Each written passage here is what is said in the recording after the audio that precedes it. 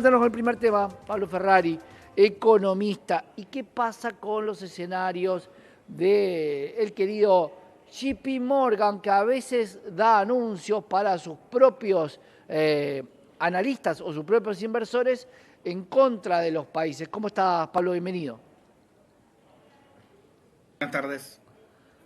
Contanos cómo estuviste viendo estas dos noticias que no ayudan a la economía argentina en el sentido de poder mantener cierta cantidad de dólares para tener un cierto equilibrio. De hecho, lo estamos viendo, una suba del 0,80 en el día de hoy.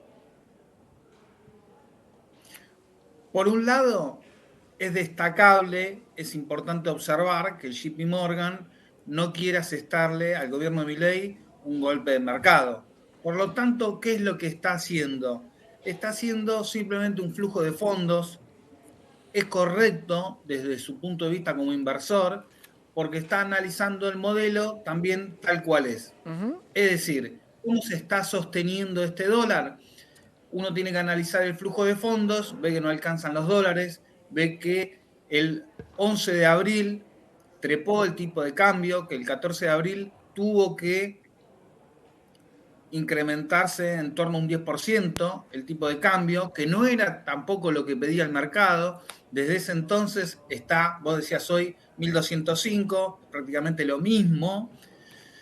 Se va a un esquema de bandas, pero se mantiene pisado en 1205, no entra dólares por reservas, no hay exportaciones. Adiós. 1225, te corrijo, Pablo, 1225, una suba del 0,80 al dólar oficial el día de hoy.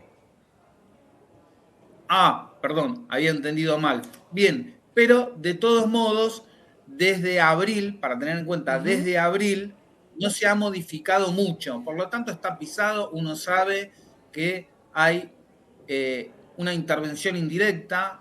En el Twitter del Banco Central todos los días figura sin intervención, pero hay distintas vías de intervención indirecta. Por ejemplo, una de ellas, el mercado de futuros.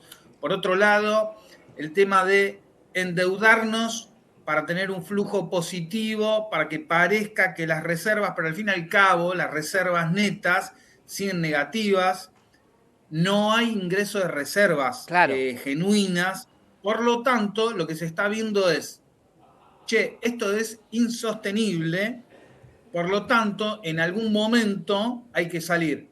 ¿Cuándo hay que salir, por ejemplo, para el JP Morgan? Bueno, evidentemente evaluó algunas cuestiones de conjunto y su informe, tomar un respiro, implica, bueno, hay que ir desarmando esas posiciones, ya hicimos un poco de carry trade, no hay que ser border, no hay que llegar al límite, por lo tanto es un momento para salir.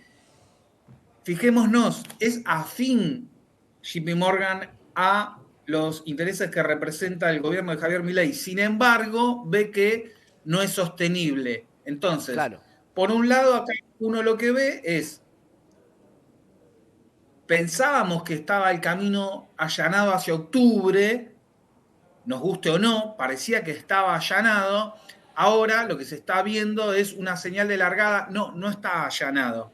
Por lo tanto, se va a poner en discusión de acá a octubre, por un lado, cuál va a ser el tipo de cambio previo a las elecciones y cuál va a ser el posterior, que sin lugar a dudas tenemos la tercera devaluación de la era Milei con posterioridad a las elecciones de octubre. Esta es Claro. una noción del primer tema. Hoy, Pablo, en charlas de la City con Mariano Gorodis a las 8:30 de la noche por este canal van a poder escuchar un dato que te voy a sumar, no sé si lo tenías en cuenta. En octubre vencería el plazo de un año para los blanqueadores de más de 100.000 que no querían pagar la alícuota y que en octubre tendrán que decidir qué hacen con esos dólares y se suma a una posible fuga mayor de dólares. ¿Cómo estás viendo y analizando eso, Pablo? Efectivamente no lo tenía en cuenta, no tenía esa fecha y bueno, es un adicional más. Es decir, quiere decir que octubre es un embudo, ¿no? Es el gran embudo donde hay una devaluación más o menos retrasada desde el 14 de abril, pero que se le va a sumar a lo que no se devaluó en abril, lo que se va acumulando estos meses de inflación. Se habla mucho, Pablo, de mala praxis, ¿no? Claramente en función de la expropiación en el 2012 de la petrolera estatal, ese remanente que había quedado por solo 17 millones de dólares que hoy se convierte en un gran monstruo a pagar. Pero, ¿qué pasa con la mala praxis de endeudarse sistemáticamente para que luego sea impagable? Porque en todo caso, cuando uno emite dinero se traslada a inflación, pero la deuda es interna. ¿Qué pasa en esos casos? ¿Se puede plantear una mala praxis para una situación y no para la otra? ¿Hay mala praxis en las dos? ¿Cómo se estipula la mala praxis económica? Hay un fenómeno que tiene que ver con lo legal, que con sinceridad desconozco, por lo tanto no puedo dar una opinión técnica Ujú. respecto del caso YPF, sí que es determinante contar con energía nacional que esté conducida por el Estado de acuerdo a un plan, de la misma manera, por ejemplo, que lo hacen otras naciones. No es ninguna novedad, no es un invento del populismo, no es un invento del peronismo. Fijémonos que en otras latitudes, con ideologías muy diversas, ocurre lo mismo. Claro. Eso en primer lugar. Respecto a lo que decías del endeudamiento,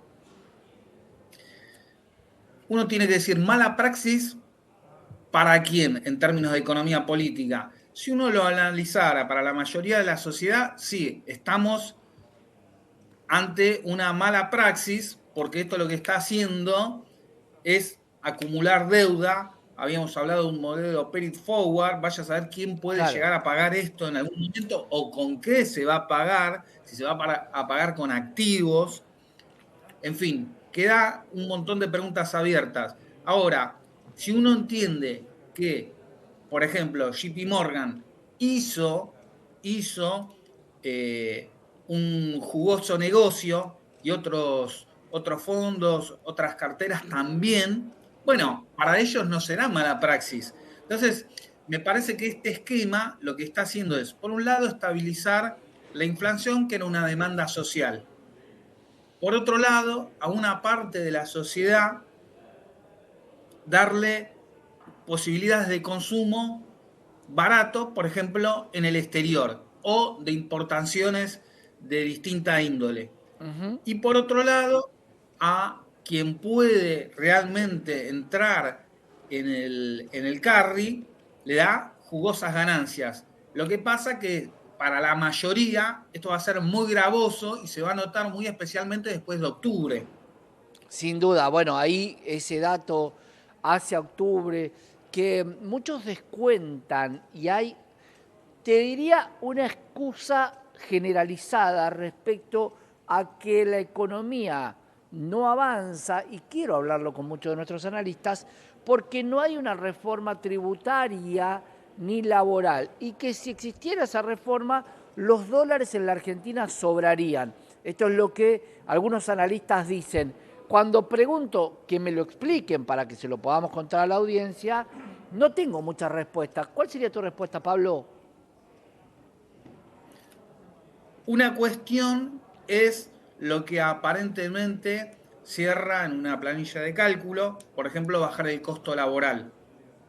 Otra cosa es si verdaderamente, incluso aunque uno estuviese de acuerdo con un esquema de salarios bajísimos, eso es sostenible en el tiempo. Recordemos que acá lo que está en discusión en buena parte del mundo son una serie de vectores: alimentos, energía, determinados minerales. Bueno, así como nos llevan, si no entiendo mal, Ujú. ya hay una propuesta de, de los fondos que están litigando contra el Estado Nacional Argentino por el tema de IPF, de, bueno, negociemos, ¿no? Entonces, bueno, uno tiene una parte mayor, supongamos, de vaca muerta, que uno lo puede ver como energía nacional, pero desde el punto de vista de estos fondos son un lugar geográfico más en el planeta Tierra. Entonces, me parece que cuando uno lo ve así, ellos entienden que si esa zona, por ejemplo, la zona aledaña, Vaca Muerta y algunos sectores más funcionan bien, desde su punto de vista, eso funciona. Ahora, incluso desde ese punto de vista, hay que ver si es sostenible socialmente, que siempre es un tema en particular muy visto cuando se enfoca Argentina por la tradición de tensiones internas en el país. Claro, y también recordemos que antes de la expropiación de YPF, Repsol prácticamente no tenía producción en la Argentina. Tal cual, cuando uno analiza todo el proceso de YPF desde su nacimiento, ya había una decisión, para hacerlo de manera abreviada. Había que tener energía, era estratégico para la nación. Después se empezó a discutir si tenía que ser un commodity o un insumo. Después, a su vez, se empezó a discutir si tenía que ser estatal o privado, y además de discutir si era estatal o privado, se empezó a discutir si tenía que ser nacional o extranjero. Claro, Cuando uno llega a la época de la última dictadura militar, lo que se ve es un proceso de privatizaciones periféricas. Uno observa que más allá del fenómeno de eficiencia que plantea la actual conducción de YPF, hay venta de pozos maduros, ¿no? claro. Justamente para concentrarse de manera más eficiente en Vaca Muerta. No obstante, lo que uno me parece que también tiene que entender es que, además de venderse ahora esos pozos maduros, lo que termina ocurriendo es un fenómeno de pérdida de visión estratégica. Claro. Esos fondos pueden repartir, fraccionar Vaca Muerta y dejar al fin y al cabo al país sin recursos para producir, porque al final todo lo que se Claro. produce, incluso en servicios, es energía. Nuevamente la Argentina entre los buitres y las águilas calvas. Pablo, sin alusión, pero gracias por estar con nosotros.